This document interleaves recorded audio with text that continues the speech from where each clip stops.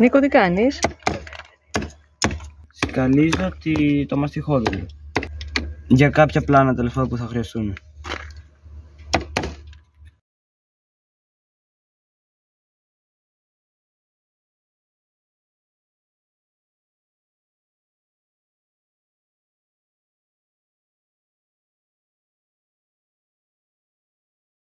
Το νησί της Χίου, εκτός από την αυτιλία και τον κάμπο με τα εσπεριδοειδή του, θυμίζεται και για κάτι ξεχωριστό.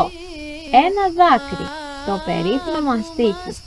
Η ρητινώδης έκρηση του θάμνου Πιστάτσια λεντίσκους βαρχία, που προκύπτει μετά από τραυματισμό του φλοιού με ειδικά εργαλεία τα κεντητήρια.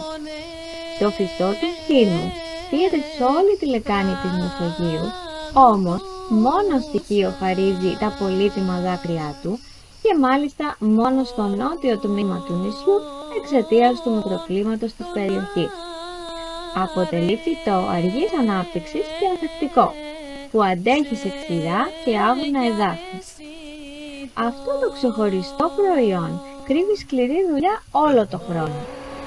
Η παραγωγή στα 24 μαστιχοχώρια εφαρμόζουν παραδοσιακές τεχνικές, όπως το φύτεμα που γίνεται το φθινόπωρο με κλαδιά που κόβονται πάντα από την ανατολική πλευρά του φυτού και φέρουν κόμπους.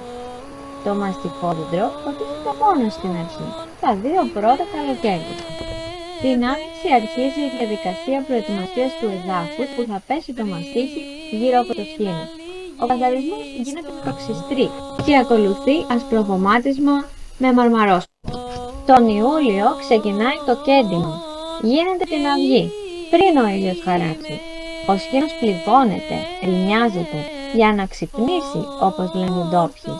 Αποτελεί δουλειά που χρειάζεται εμπειρία και τεχνική, ώστε να μην καταστραφεί το φυτό. Γίνονται οριζόντιες τομές μήκους 3-4 εκατοστών και βάθος έως 1 εκατοστό στο φλοιό του φυτού. Το Σεπτέμβριο το μαστίχι μαζεύεται. Η διαδικασία γίνεται με το χέρι, με το ειδικό εργαλείο, το τιμητήρι. Πρώτα μαζεύονται τα μεγάλα κομμάτια μαστιχιού, η πίτα, πάνω από το έδαφος. Και έπειτα μαζεύονται τα δάκρυα πάνω από τα κλαδιά. Το προϊόν τοποθετείται στα καλαθούνια ή σε κούτες. Στο μάζεμα η παραγωγή είναι σκυφτή για ώρες, κάτω από χαμηλά κλαδιά. Ακολουθεί ο πρώτος καθαρισμός, το πρώτο κοσκίνισμα στο χωράφι και μετά το μαστίχι μεταφέρεται στα σπίτια, όπου και καθαρίζεται εκ νέου. Η καλλιέργεια της μαστίχας είναι τόσο στενά συνυφασμένη με το νησί και την καθημερινότητα των ντόπιων, γεγονός που μας κάνει να μιλάμε για πολιτισμό της μαστίχας. Όλη η διαδικασία της παραγωγής της μαστίχας είναι μια γιορτή. Πέραν του πολύ μεγάλου κόπου που έχει, εμείς κρατάμε πάντα τα πιο ωραία, τα παιδικά μας βιώματα, τα εφηβικά μας βιώματα. Όλα αυτά συνδέονται με την καλλιέργεια της μαστίχας. Αυτό που κάναμε στο μαστίχι, αν εγώ είχα μια φιλενάδα, ήξερε σε ποιο σκήνο θα της βάλω το ραμασάκι μου. Το βράδυ, ας σε παντέχω, ας σε περιμένω, το βράδυ ας σε περιμένω, στο τάδε μέρος του χωριού. Εντάξει, να έρθει μονάχης, μονάχιας. Έτσι. Αυτό τα κάνουμε σε πλάκες και κάτω έχω μια πλάκα τέτοια, γράφω. Με το κεντητήρι γράφαμε ή με μολύβι. Το ίδιο το κεντητήρι αυτό που κεντούσαμε είναι οξύ στην αρχή, έτσι. Είναι οξύ στην αρχή, επειδή που έχει αυτό το καναλάκι. Με αυτό γράφαμε απάνω στις πέτρες, στις μαλακές πέτρες. Αλλά και σε σκληρές γράφει. Γινόταν τα ραντεβουδάκια μας εκεί πέρα, πολλές γνωριμίες εκεί, παντριές γινόταν με αφορμή το μαστίχι και κοιτούσε να δεις πόσο μαστίχι κάνει 50 κιλά μου κάνει. Αν είναι 80 κιλά μου κάνει και παίρνω. Γιατί δεν έτρεπε να πάρεις το στήριο σου, ήταν η πρίκα του κοριτσιού, χόρευαν, του κλείδωναν και τραγούδια του Δετού. Εδώ είναι «Άρχισε γλώσσα, άρχισε τραγούδια να αναδιάσεις».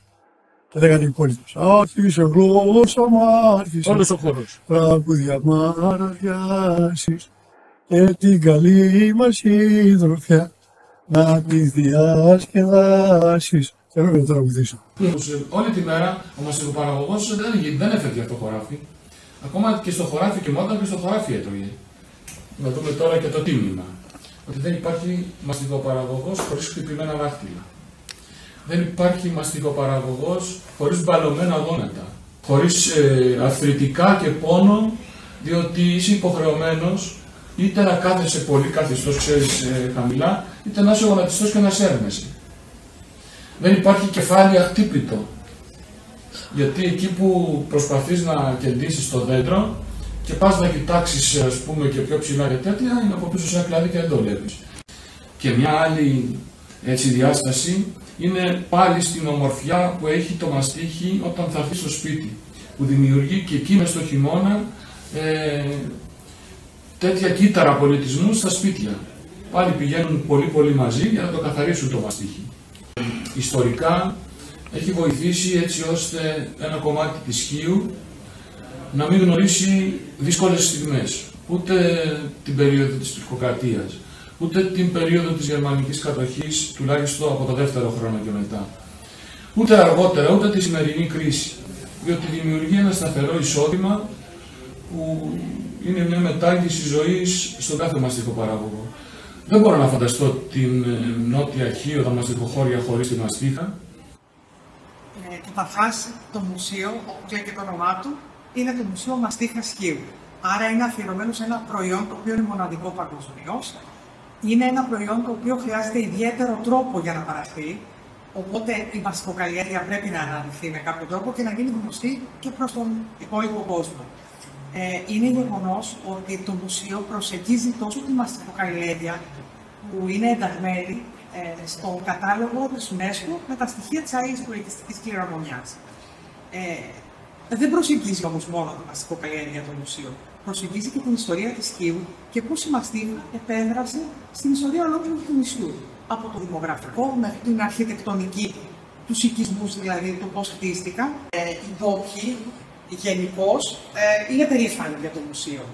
Αυτό που έχει ιδιαίτερο ενδιαφέρον είναι πώς το αντιλαμβάνονται οι μαστιχοπαραγωγοί. Και επίσης οι υπάλληλοι, είτε οι τωρινοί είτε οι παλαιότεροι, υπάλληλοι της Ένωσης Μαστιχοπαραγωγών. Καταρχάς, ειδικά οι μαστιχοπαραγωγοί, όταν μπαίνουν μέσα, διακρίνουν τον εαυτό τους να πρωταγωνιστεί μέσα σε ένα μουσείο. Δεν υπάρχει πιο ιδιαίτερη σχέση του ανθρώπου με τη φύση από αυτή του μαστιχοκαλλιεργητή με το δέντρο του. Σκέψου ότι είναι ένα δέντρο το οποίο κάθε χρόνο το πληγώνει, το πονάει, το χαράζει και αυτό βγάζει τη μαστίχα για να κλείσει, να επουλώσει την πληγή του και αφήνει και το περίσσευμα να το πάρει ο άνθρωπος που το έχει ήδη πονέσει, να το πάρει ο άνθρωπος που είναι φάρμακο για τον άνθρωπο. Αν αυτό δεν είναι σχέση αγάπης και μοναδικότητας, δεν ξέρω τι άλλο μπορεί να είναι. Δεν θέλω να δουλεύεις στους κοινούς να κεντάς. Δεν θέλω να δουλεύεις στους κοινούς να κεντάς. Για μια οκα μαστίχη βρε μικρούλα μου, τα νιάτα σου να φας.